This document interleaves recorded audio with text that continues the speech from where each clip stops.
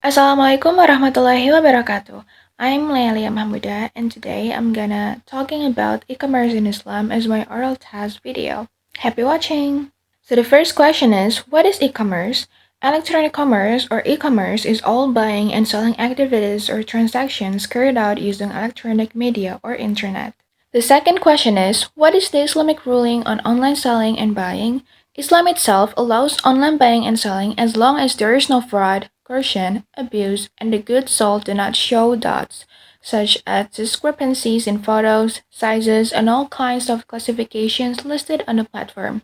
The online buying and selling system becomes invalid if someone sells or buys something that is haram in the eyes of Islam and that something belongs to someone else. The last question, what is dropshipping? Is it allowed in Islam? Explain it clearly. Dropshipping means doing business without needing to keep the products you sell in stock.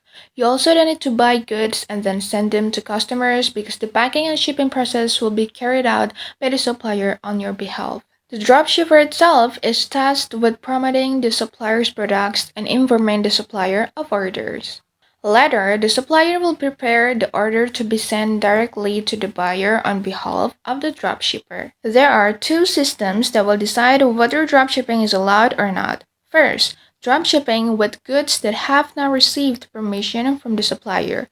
Usually, the system is done by the seller creating their own account. He listed a wide variety of goods on offer, while the goods were still in the hands of other people who were the original traders. He only plays a role in looking for goods without a reward agreement or ujra with the first trader. As an easy illustration, it is broker-style trading. The goods offered do not yet belong to the broker and have not received permission or asked permission from the original seller, but he has offered the goods. Buying and selling with the dropship brokerage system like this is agreed by majority of scholars to be haram. The second one, dropshipping with goods that have permission from the supplier.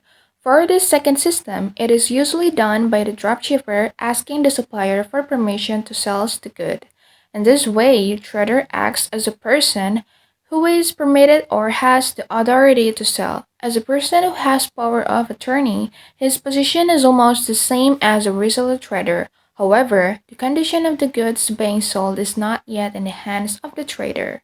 As a person who is given permission to sell goods, this second dropshipping system falls into the category of, namely, buying and selling goods that are not yet available on site, but the nature and characteristics of the goods can be known and are permitted because of the authorization.